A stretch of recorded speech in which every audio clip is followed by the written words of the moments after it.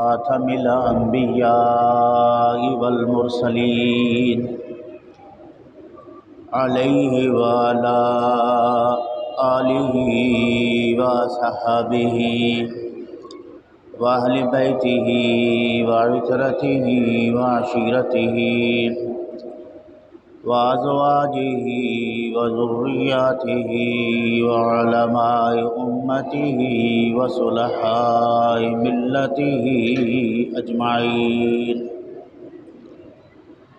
أما بعد فأعوذ بالله من الشيطان الرجيم. بسم الله الرحمن الرحيم. يا أيها الذين آمنوا لا يسخر قوم من قوم عسى أن يكونوا خيرا منهم ولا نساء من نساء عسى أن يكن خيرا منهن ولا تلمزوا أنفسكم ولا تنابزوا بالألقاب بئس الاسم الفسوق بعد الإيمان ومن لم يتب فأولئك هم الظالمون.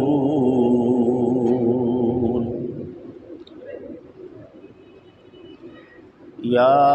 أيها الذين آمنوا اجتنبوا كثيرا من الظن إن بعد الظن إثم ولا تجسسوا ولا يغتب بعضكم بعضا أيحب أحدكم أن يأكل لحم أخيه ميتا فكرهتموه واتقوا الله إن الله تواب رحيم. آمنت بالله صدق الله مولانا العظيم وصدق رسوله النبي الكريم الأمين.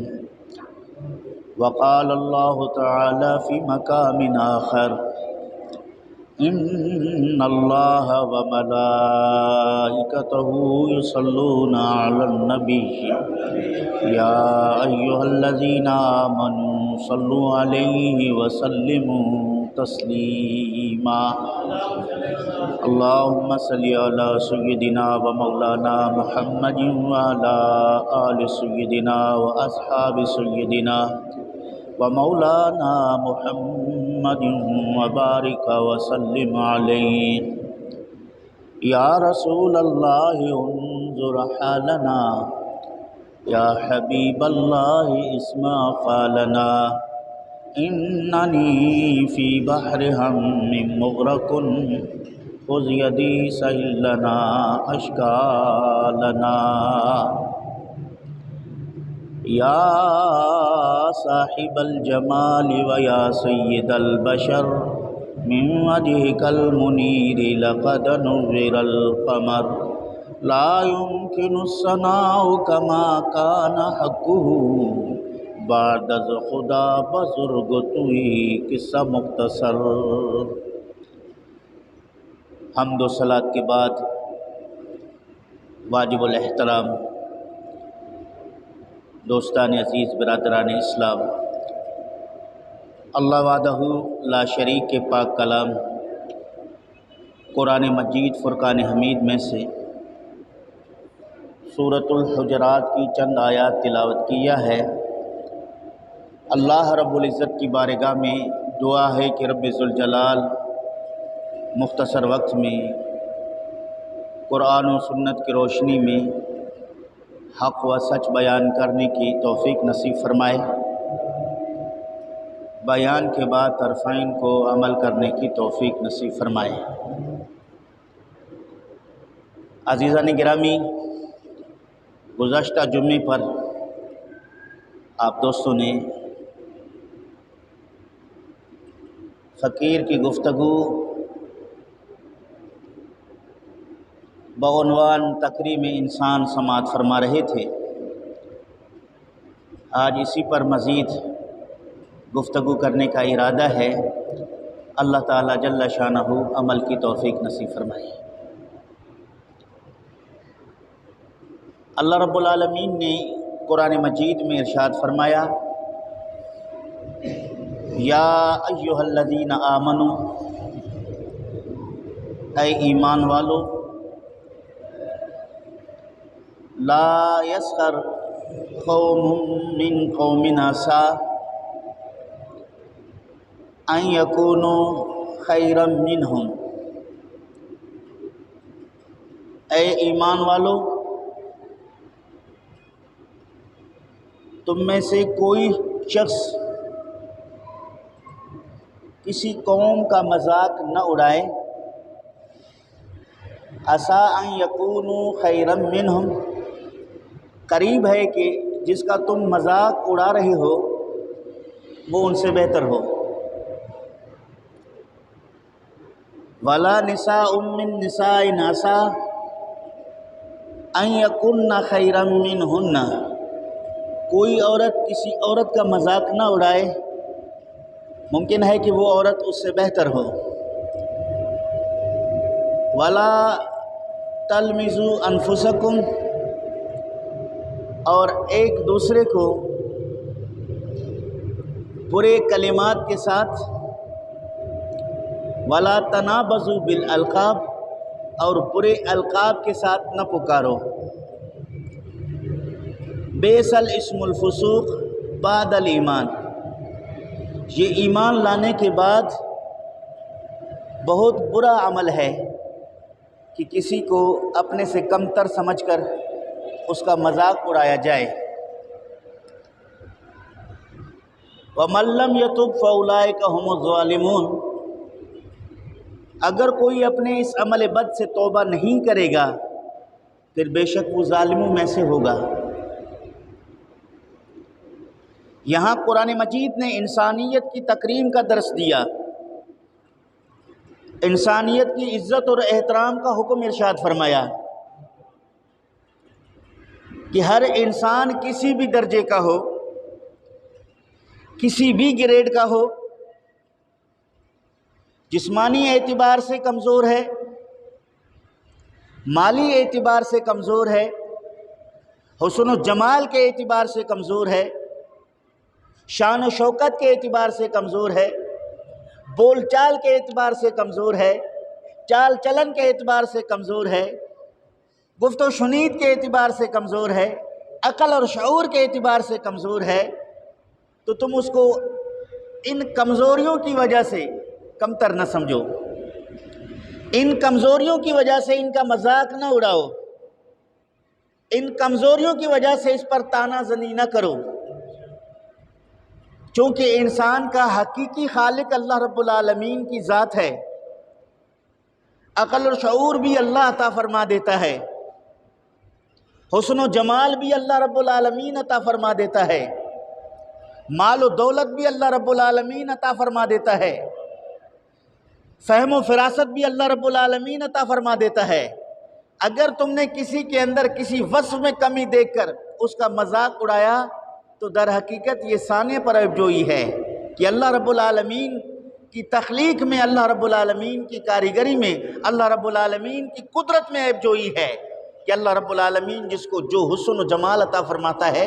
जो माल अता फरमा देता है, जो वस्फ़ अता फरमा देता है, ये अल्लाह रब्बुल आलमीन की मशीयत है।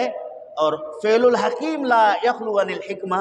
ये हकीम का वो काम है जो हिकमत से खाली नहीं है। अल्लाह ताला जल्ल शानहू ने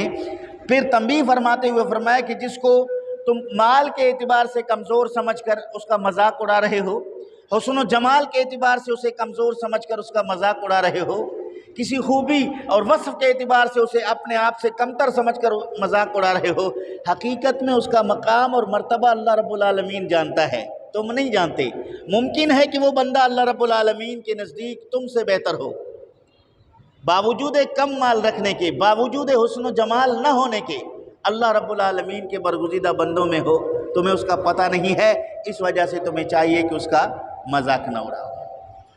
اور پھر برے کلمات کے ساتھ بھی ایک دوسرے کو یاد نہ کرو، برے القاب کے ساتھ بھی ایک دوسرے کو نہ پکارو۔ اس عنوان کا نام ہے تکریم انسانیت، یعنی انسان کی عزت اور احترام کرنے کا حکم قرآن مجید میں موجود ہے۔ اور اس کے بعد فرمایا یا ایھا الذین آمنو، اے ایمان والو، اجتنبوا بعد الظن، اے ایمان والو، اجتنبوا کثیرا من الظن ان بعد الظن اسم، اے ایمان والو بہت سارے گمانوں سے بچو، کیونکہ بعض گمان گناہ ہوا کرتے ہیں۔ فہم و فراست کے مراتب اور درجے، ایک یقین ہے، دوسرا گمان ہے، تیسرا وہم ہے۔ یہ تینوں ذرائع انسان کے پاس موجود ہیں۔ کہیں انسان اپنے یقین سے بول رہا ہے، کہیں انسان اپنے گمان سے بول رہا ہے، کہیں انسان اپنے وہم سے بول رہا ہے۔ یقین سے بولنا، گمان سے بولنا، وہم سے بولنا۔ مثلاً کوئی مریض آدمی اپنا بلڈ پریشر چیک کرواتا ہے، چیک اپ کرنے کے وقت اس کا بلڈ پریشر نارمل ہے، وہ دوسری مرتبہ چیک کروا دیتا ہے تو نارمل ہے، تیسری مرتبہ چیک کروا دیتا ہے تو نارمل ہے، چوتھی مرتبہ چیک کروا دیتا ہے تو بلڈ پریشر ہائی ہے یا لو ہے۔ اب پہلے 3 مرتبہ چیک کرنے کے بعد چوتھی مرتبہ جو چیک کیا ہے، اب یہ کشمکش میں مبتلا ہو گیا۔ اب کبھی کہتا ہے کہ نہیں میں بالکل ٹھیک ہوں، کبھی کہتا ہے نہیں یار چوتھی مرتبہ جو ٹیسٹ میں میرا بلڈ پریشر ہائی تھا میں مریض ہوں۔ اس کا نام ہے وہم۔ یعنی کبھی اس طرف کا یقین کر لے، کبھی وہاں سے پھر بھاگ جائے، ایک جگہ رکے، ایک جگہ نہ ٹکے، اور اس خیال کو کیا کہتے ہیں؟ وہم کہتے ہیں۔ اور ظن یقین کے معنی میں بھی استعمال ہوا ہے، ظن وہم کے معنی میں بھی استعمال ہوا ہے، اور ظن جو ہے گمان کے معنی میں بھی استعمال ہوا ہے قرآن کریم میں۔ یہاں اللہ رب العالمین فرماتا ہے یا ایھا الذین آمنو اجتنبوا کثیرا من الظن، بہت سارے گناہوں سے اپنے آپ کو بچاؤ، ان بعد الظن اسم، اس لیے کہ بہت سارے گمان گناہ ہوا کرتے ہیں۔ یہاں ظن سے مراد یقین نہیں ہے، یہاں ظن سے مراد خیال اور گمان ہے جو انسان کسی کے متعلق رکھتا ہے۔ یہاں علماء مفسرین نے بدگمانی مراد لیا ہے، کسی کے متعلق برا خیال رکھنا، کسی کے متعلق اپنے ذہن میں بری باتوں کو لے آنا، یہ سمجھنا کہ یہ واقعی ایسا ہوگا ایسا ہوگا۔ تو اللہ رب العالمین نے قرآن مجید میں ایسے بدگمانی سے روکا ہے، بدگمانی سے، چونکہ جب انسان کسی کے متعلق بدگمان ہوتا ہے تو بدگمانی کے بعد وہ پھر دوسرے گناہ کرنے لگ جاتا ہے، وہ اس کی غیبت کرنا شروع کر دیتا ہے۔ بدگمانی پیدا ہونے کے بعد پھر غیبت کا عمل شروع ہو جاتا ہے، پھر چغلی کا عمل بھی شروع ہو جاتا ہے، پھر کسی انسان کو فاجر، فاسق اور برا خیال دل میں لے آتا ہے تو پھر انسان کے درمیان نفرتیں پیدا ہو جاتی ہیں۔ یہاں قرآن مجید نے فرمایا یا ایھا الذین آمنوا اجتنبوا کثیرا من الظن، بہت سارے گمانوں سے بچا کرو، اس لیے کہ یہ بہت سارے گمان گناہ ہوا کرتے ہیں۔ قبیلہ بنو مستلق نے نبی کریم صلی اللہ تعالیٰ علیہ وآلہ وسلم کی بارگاہ اقدس میں عرض کیا کہ یا رسول اللہ صلی اللہ علیہ وآلہ وسلم، آپ اپنا قاصد بھیجیے، ہم اپنے لوگوں سے زکوٰۃ کا مال اکٹھا کر کے جمع کر کے اس کے حوالے کر دیں گے، وہ ہماری طرف سے زکوٰۃ کا مال لے آ کر آپ کی بارگاہ میں پیش کرے گا، آپ پھر مستحقین میں تقسیم فرمائیں گے۔ نبی کریم صلی اللہ تعالیٰ علیہ وآلہ وسلم نے قبیلہ بنو مستلق کے اس درخواست کو قبول کیا، اور آپ صلی اللہ علیہ وسلم نے فرمایا کہ فلاں دنوں میرا قاصد تمہارے پاس آئے گا، پھر زکوٰۃ کا مال اکٹھا کرنا، مال مویشی، بھیڑ بکریاں جو کچھ ہے وہ جمع کر کے اس کے حوالے کرنا، یہ مال مدینہ المنورہ لے کر آئے گا۔ نبی کریم صلی اللہ تعالیٰ علیہ وآلہ وسلم نے ولید بن عقبہ کو قبیلہ بنو مستلق کی طرف بھیجا کہ آپ جا کر وہاں انہیں بتائیں کہ مجھے رسول کریم صلی اللہ علیہ وسلم نے بھیجا ہے،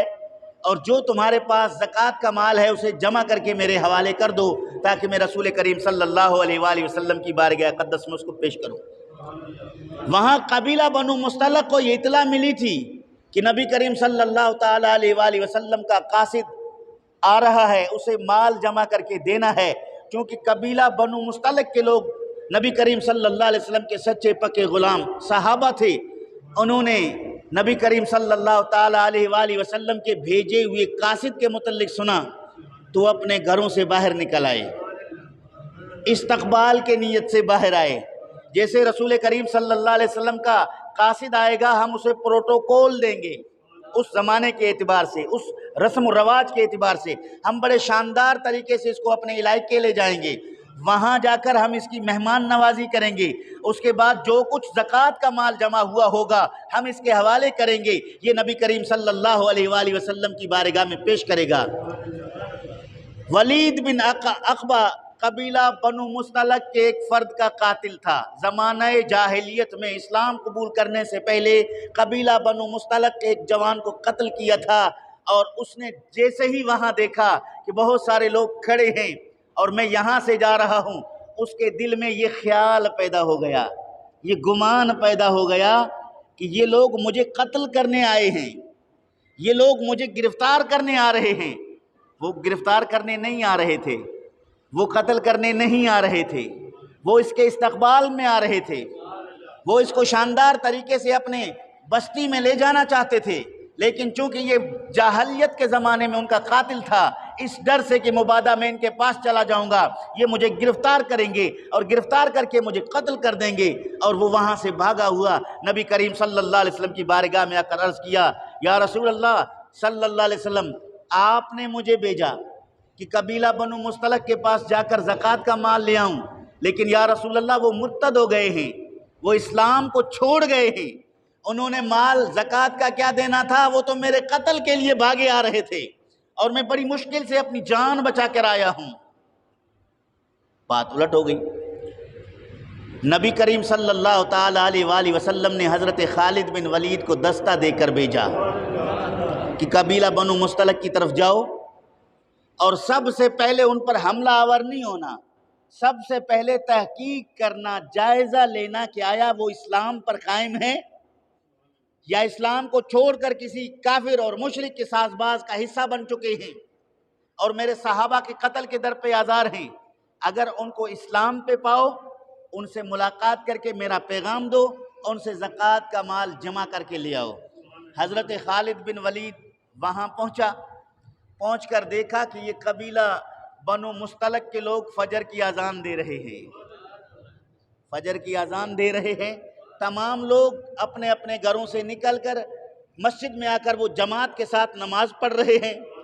نبی کریم صلی اللہ تعالیٰ علیہ وآلہ وسلم پر درود و سلام پڑھ رہے ہیں، حضور کا ذکر خیر کر رہے ہیں، پھر رزق حلال کی طرف مشغول ہیں۔ ظہر میں بھی یہی معاملہ دیکھا، عصر میں بھی یہی معاملہ دیکھا، مغرب میں بھی یہی معاملہ دیکھا، عشاء میں بھی یہی معاملہ دیکھا، یقین کر لیا کہ ان میں کسی قسم کی تبدیلی نہیں ہے، یہ تو پکے سچے مومن مسلمان ہیں۔ پھر حضرت خالد بن ولید نے ان سے ملاقات کی، ملاقات کرنے کے بعد انہیں بتایا کہ میں اس غرض سے آیا ہوں، انہوں نے اپنا سارا مال جمع کر کے حضرت خالد بن ولید کے حوالے کر دیا۔ حضرت خالد بن ولید وہ مال لے کر رسول کریم صلی اللہ علیہ وآلہ وسلم کی بارگاہ اقدس میں حاضر ہوئے کہ یا رسول اللہ وہ لوگ نہ قتل کے در پہ ہیں، نہ وہ اسلام چھوڑے ہیں، نہ وہ زکوٰۃ دینے سے انکاری ہیں، وہ آپ کے ہر حکم پر ہر وقت فرما برداری کے لیے کمر بستہ ہیں، ان کی طرف یہ جو باتیں کی گئی ہیں غلط کی گئی ہیں۔ اس موقع پر قرآن مجید کی آیت نازل ہوئی، یا ایھا الذین آمنوا ان جاءکم فاسق بنبأ فتبینوا ان تصیبوا قوما بجہالۃ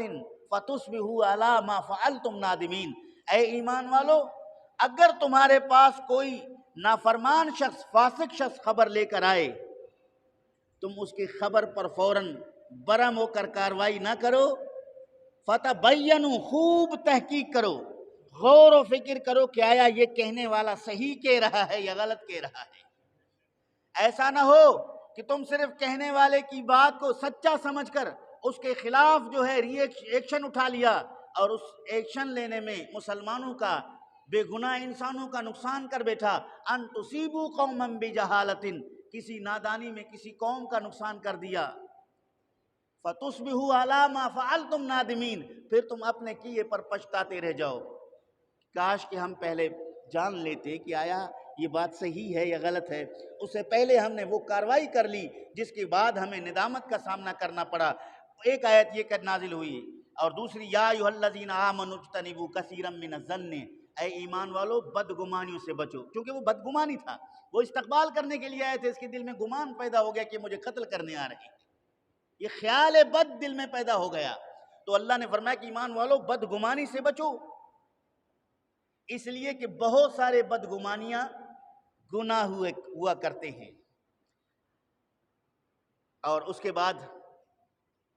فرمایا وَلَا تَجَسَّسُوا، جاسوسی نہ کرو، جیسا کہ میں نے گزشتہ جمعے پر حدیث رسول صلی اللہ علیہ وسلم پیش کیا، وَلَا تَجَسَّسُوا وَلَا تَحَسَّسُوا، تجسس بھی نہ کرو، تحسس بھی نہ کرو۔ یہاں قرآن مجید نے فرمایا وَلَا تَجَسَّسُوا، جاسوسی نہ کرو، کسی کے نجی زندگی، ذاتی معاملات میں انٹرفیئر نہ ہو جاؤ، کھوج لگانے کی کوشش نہ کرو، فلاں کدھر جا رہا ہے، فلاں کیا کر رہا ہے، فلاں کا کیا کاروبار ہے، فلاں کہاں کس طرح کے معاملات میں وہ مشغول ہے، ہمیں اس کے بارے میں رب ذوالجلال نے مکلف نہیں کیا، یہ ہماری ڈیوٹی ذمہ داری نہیں ہے کہ ہم ہر بندے کے پیچھے کیمرہ لے کے چلیں، جیسے کہ آج میڈیا، سوشل میڈیا کا دور ہے، ہر جگہ پہ جناب والا اس کے خلاف قرآن مجید میں آج انسانیت کی تذلیل جس طریقے سے سوشل میڈیا پہ ہو رہا ہے، اس کو استعمال کرنے والے لوگ اچھی طرح سے جانتے ہیں۔ آج سے 1400 سال پہلے قرآن مجید نے انسانیت کی عزت کو قائم رکھتے ہوئے، برقرار رکھتے ہوئے فرمایا وَلَا تَجَسَّسُوا، جاسوسی نہ کرو، کسی کے گلی میں خفیہ کیمرہ فٹ کر دیا، کسی کے کمرے میں خفیہ کیمرہ فٹ کر دیا، کسی ریسٹ ہاؤس میں جناب والا خفیہ کیمرہ فٹ کر دیا، اس تجسس میں لگے رہے، فتنہ اور فساد کی آگ بھڑکانے لگے، حالانکہ ہم اس کے مکلف نہیں ہے۔ قرآن روک رہا ہے وَلَا تَجَسَّسُوا، جاسوسی نہ کرو، یہ سارے جاسوسی کے ذرائع ہیں جس سے قرآن مجید نے ہمیں روکا ہے۔ وَلَا تَجَسَّسُوا، جب تم جاسوسی کرو گے، ظاہر ہے کسی کے متعلق کچھ خفیہ بات کا پتہ چلے گا، کسی کی کمزوری کا پتہ چلے گا، کسی کے عیب کا پتہ چلے گا، وہ بات پیٹ میں تو دفن نہیں ہوگا نا، وہ زبان پہ آئے گی، وہ بات زبان پہ آئے گی، اور جب وہ زبان پہ آئے گی تو پھر وہ غیبت، رب ذوالجلال نے فرمایا وَلَا تَجَسَّسُوا وَلَا يَغْتَبْ بَعْضُكُمْ بَعْضًا، اور تم میں سے ایک دوسرے کی غیبت بھی نہ کرو، کیونکہ جب عیب تلاش کرو گے، وہ عیب کا سراغ مل جائے گا، پھر اس کو بیان کرو گے، وہ عیب تلاش کرنے سے روکا، اس کے بعد پھر اس کے بیان کرنے سے روکا، اگر کہیں مل جائے تو اس کو پردہ رکھو، ستاری کرو، اس کو فاش نہ کرو، کسی کی عزت کے ساتھ نہ کھیلو، نہ اچھالو، یہ قرآن مجید نے بیان کیا۔ نبی کریم صلی اللہ علیہ وسلم نے فرمایا المومن مرآۃ المومن، ایک مومن دوسرے مومن کے لیے آئینہ ہے، کیا ہے؟ آئینہ ہے۔ میں اس کی شرح میں محدثین کو پڑھتا رہا، التعلیق الصبی میں محقق محدث نے یہ بیان کیا کہ نبی کریم صلی اللہ علیہ وسلم نے المومن مرآۃ المومن اس لیے فرمایا کہ جب انسان اپنے چہرے کے حسن و جمال کو دیکھنا چاہتا ہے یا چہرے کے اندر کوئی لگی ہوئی کلنک داغ کو دیکھنا چاہتا ہے تو وہ آئینہ سامنے رکھ دیتا ہے، آئینہ اس کے پیشانی کے دھبے کو اسی کو بتا دیتا ہے، نہ کہ کسی دوسرے کو۔ کس کو بتاتا ہے؟ اسی کو جو اس کے سامنے ہے، دنیا کو نہیں بتاتا۔ تو معلوم ہوا کہ مسلمان دوسرے مسلمان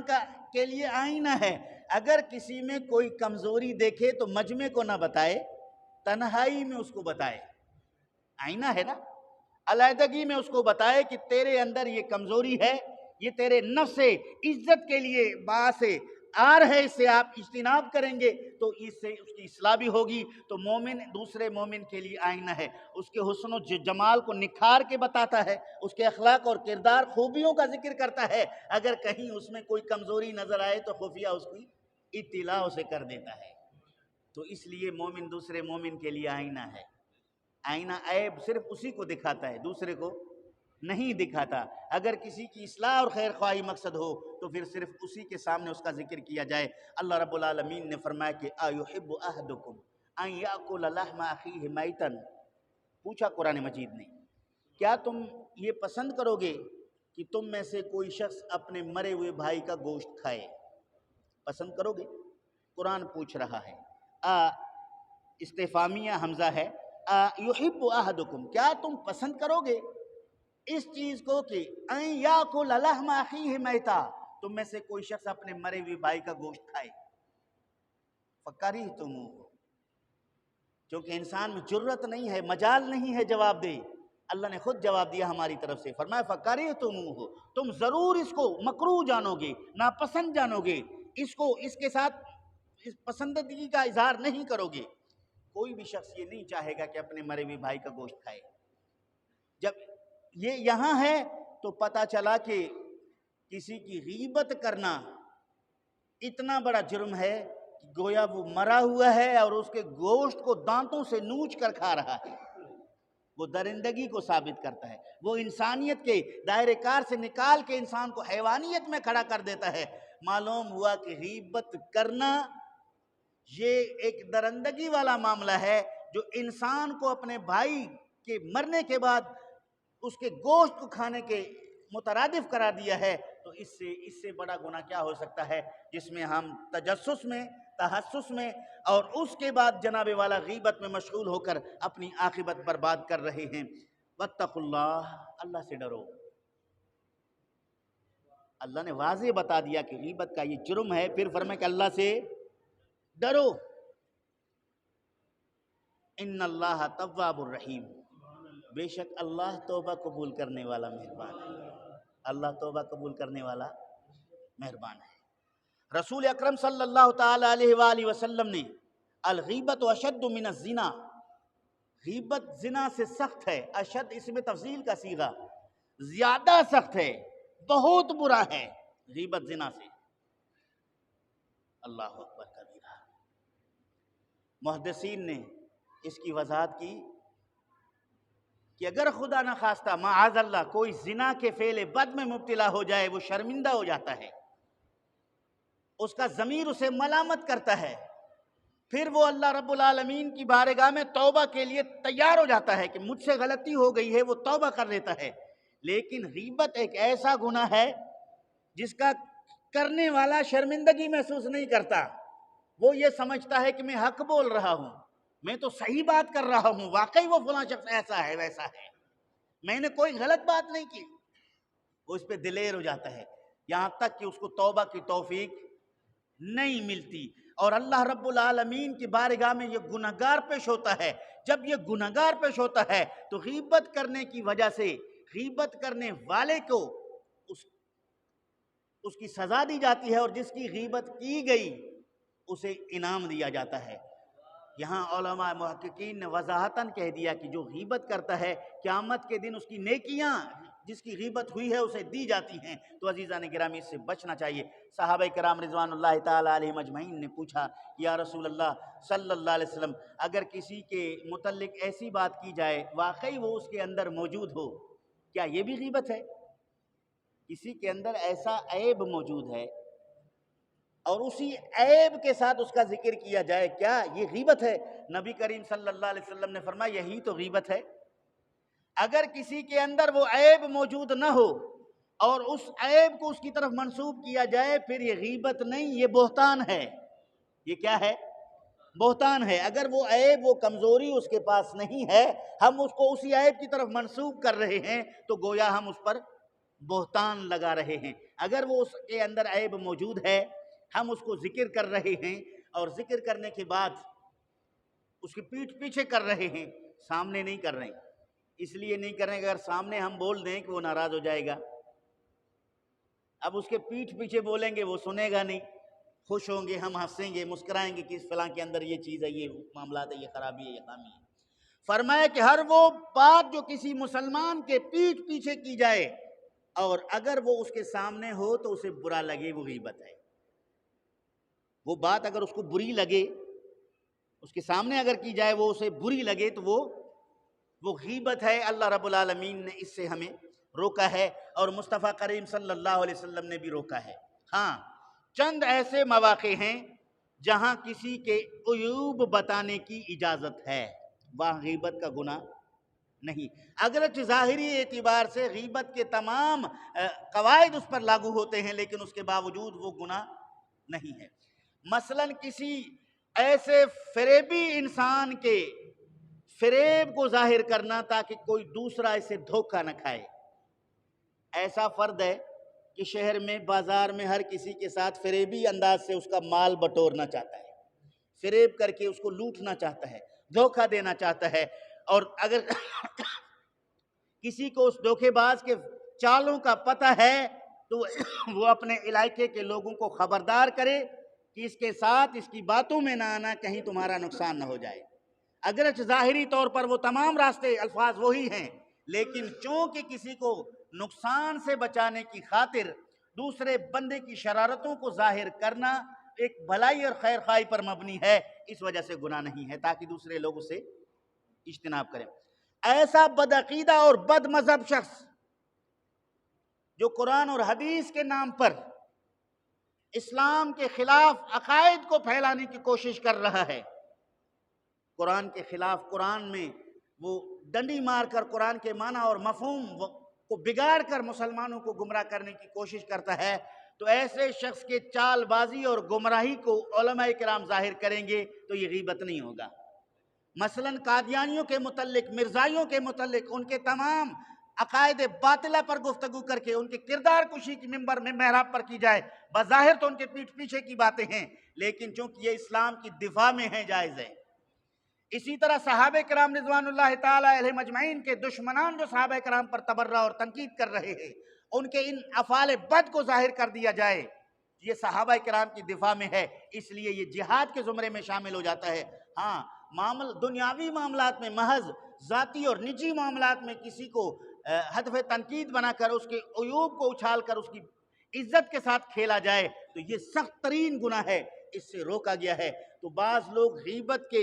مفہوم کو سمجھتے نہیں ہیں، اس وجہ سے اگر کسی عالم دین نے کسی بدعقیدہ شخص کے عقیدہ پر گفتگو کی اور اس کے متعلق کچھ ذکر کر دیا، کچھ ہمارے سادہ لوگ سنی عوام کہتے ہیں یار مولانا صاحب بھی فلاں کی غیبت کر رہا تھا، فلاں کی غیبت کر رہا تھا۔ غیبت اس چیز کا نام نہیں ہے۔ اسلام کی دفاع میں اگر غیر اسلامی عقائد، نظریات پھیلانے والے کی نشاندہی کی جائے تو یہ علماء کے فرائض میں شامل ہے۔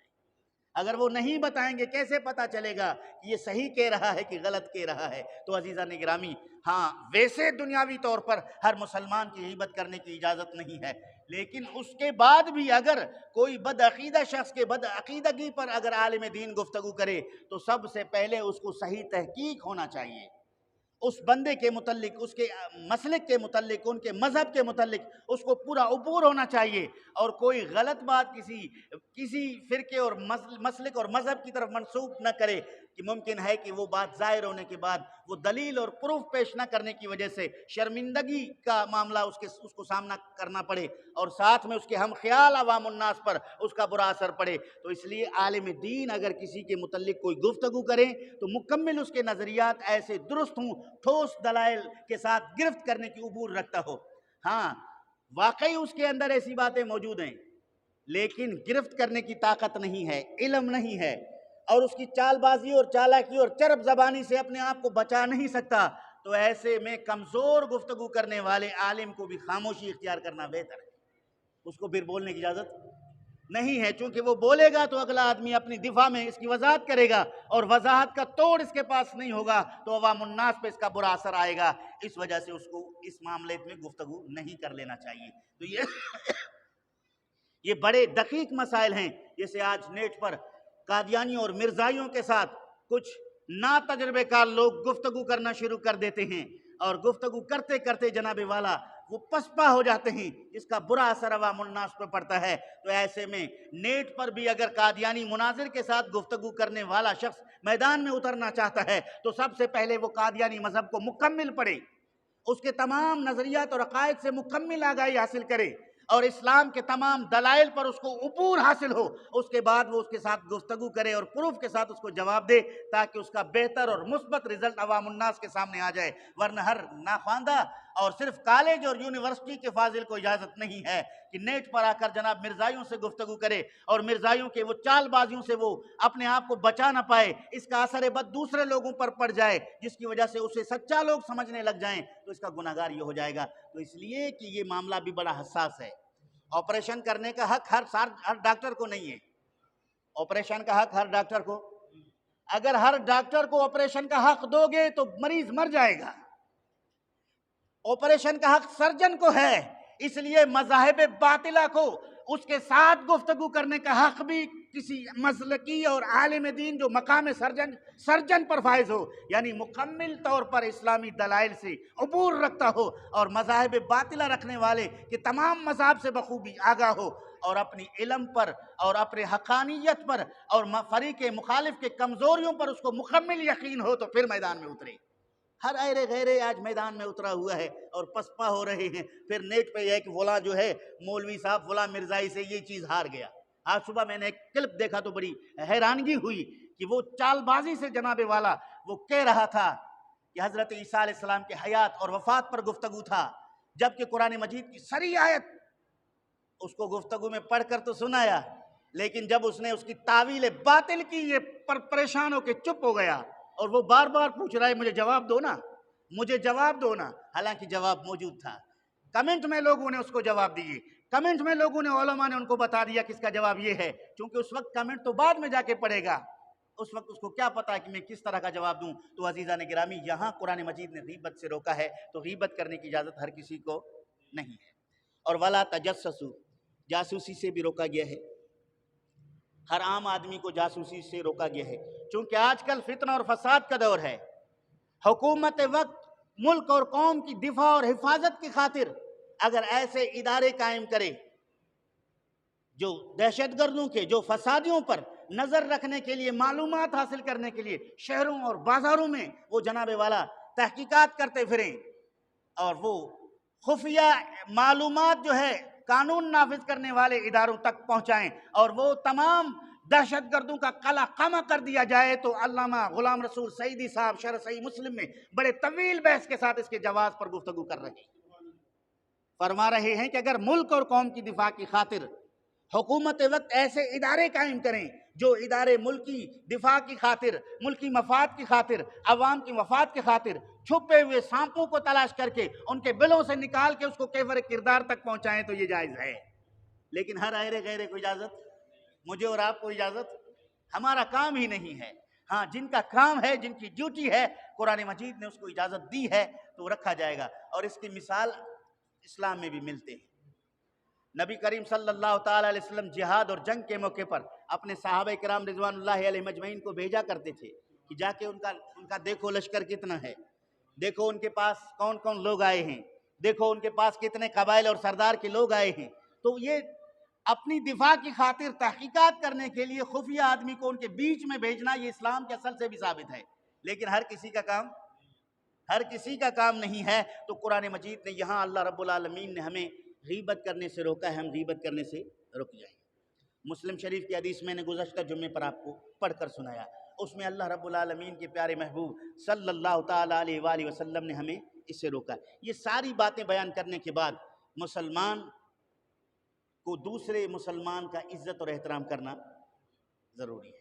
جیسے کہ یہ ابتدائی آیت ہے، یا ایھا الذین آمنوا لا یسخر قوم من قوم عسیٰ، کوئی قوم کسی قوم کا مذاق نہ اڑائے، کسی قوم قبیلے کا مذاق نہ اڑاؤ، اس کی شکل و شبات کی وجہ سے، اس کی قد و قامت کی وجہ سے، اس کے گھر سکن اور رہائش کی وجہ سے مذاق نہ اڑاؤ۔ ممکن ہے وہ اللہ رب العالمین کے ہاں عزت والے ہوں، بہتر ہوں، تو اس سے پتہ چلا کہ انسان کی تکریم ہے، انسان کی عزت ہے۔ اللہ رب العالمین نے انسان کو عزت کے ساتھ دنیا میں رکھا ہے، اور اس کے ایک دوسرے کے ساتھ عزت کے ساتھ پیش آنے کا اللہ رب العالمین نے درس دیا ہے، اور یہی وجہ ہے کہ اللہ رب العالمین نے چغلی سے روکا، یہی وجہ ہے کہ اللہ رب العالمین نے غیبت کرنے سے روکا، یہی وجہ ہے کہ اللہ رب العالمین نے کسی دوسرے کی عیوب تلاش کرنے سے روکا، یہی وجہ ہے کہ اللہ رب العالمین نے تکبر سے روکا، یہی وجہ ہے کہ اللہ رب العالمین نے تواضع اختیار کرنے کا حکم دے دیا۔ یہ تمام معاملات کا تعلق جو ہے انسانی تکریم سے ہے، انسان کی عزت احترام کے ساتھ ہے۔ کسی کے متعلق اگر اجازت کھولی ہو تو آج کل ہر آدمی دوسرے آدمی کے سامنے اس کو بالکل ہیچ سمجھے اور اپنے آپ کو بہتر سمجھے۔ اللہ تعالیٰ جل شانہ عمل کی توفیق نصیب فرمائے۔ رب ذوالجلال جو کچھ بیان کیا گیا قبول فرمائے۔ جن دوستوں نے سنتیں پڑھیں سنتیں